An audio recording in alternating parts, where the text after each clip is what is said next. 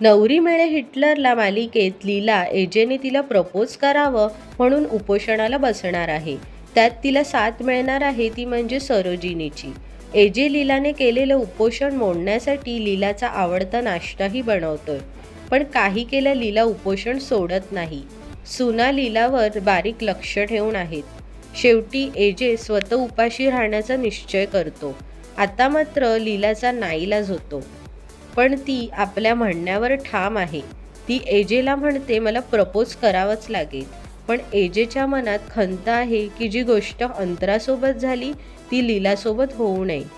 म्हणून तो अंतराच्या फोटोजवळ जाऊन त्याच्या मनातली भीती बोलून दाखवतो की जेव्हा जेव्हा त्याने त्याचं प्रेम व्यक्त केलं तेव्हा ती व्यक्ती त्याच्यापासून दुरावली आहे. लीलाला त्याला गमवायचं नाहीये. पण लीलाचा हट्ट म्हणून एजे फायनली तिला विचारतो, नक्की तुला कसं प्रपोजल हवं आहे.